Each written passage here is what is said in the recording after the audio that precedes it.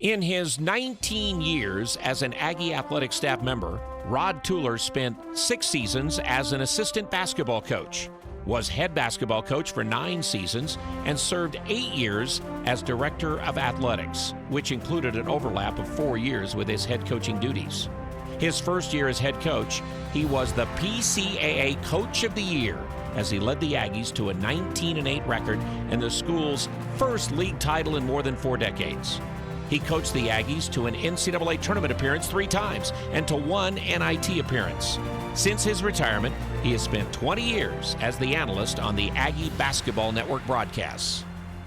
I was very appreciative and surprised by it, and very honored for a lot of reasons, because of my involvement in the Aggie program for so many years. I know what this involves. I'm not so sure that I belong here, but I do appreciate the invitation.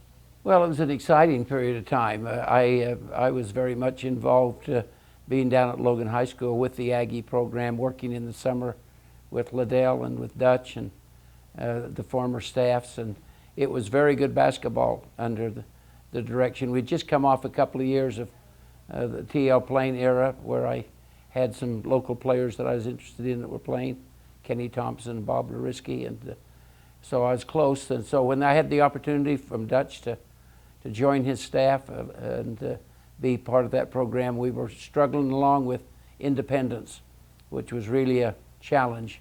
Our schedule was really interesting, but the one thing that kept our schedule really balanced, in my opinion, was that we got to play BYU, Utah, and Weber State home and home every year, and that's 6 really good games that measure you. And then we hit the road, particularly in January and February. We went wherever we could to find games, but a good solid schedule.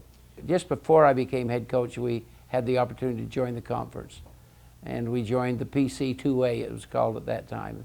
Got us back into California, where we'd recruited some very fine players. We enjoyed a good run in the PC2A, and then it became the Big West, and that was where my whole career was. And the Big West changed dynamically for a lot of reasons, in the inclusion of teams that people recognize now, like Boise, Nevada, UNLV, New Mexico State, all came into the league after the PC2A changed to the Big West.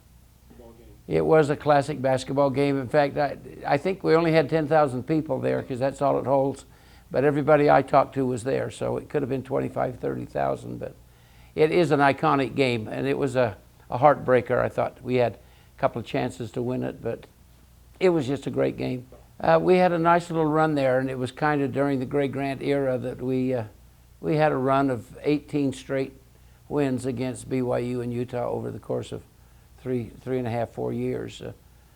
Some of those were really interesting wins, last-second shots from half court, and some interesting dynamics, but great games. It seemed to get the season started great in December. In Baton Rouge, Louisiana, we went down to play Dale Brown and the LSU Tigers, and we played that night. It was a Saturday night, and we got clobbered. He laid it on pretty good, but he didn't mean to, but couldn't do much about it.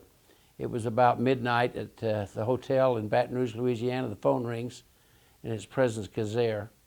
And I thought, wow, I knew we got beat bad. I didn't think it was that bad.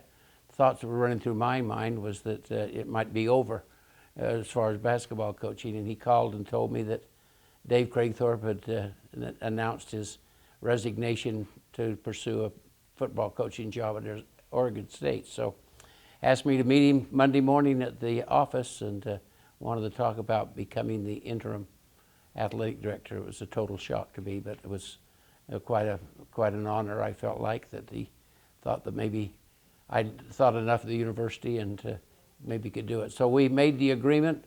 So I coached the basketball team and was the athletic director for almost 3 years, tried to do both. We were really at a crossroads in football here at Utah State. We were fighting the independent thing. We finally got into the PC2A, and it crumbled right underneath us. The Long Beach States and the Fullertons all dropped football, and all of a sudden we looked up and we were just about out of the football business. And I was one of the few athletic directors that didn't want that to happen. Some of the other schools weren't really they were ready to make a move in different directions in California.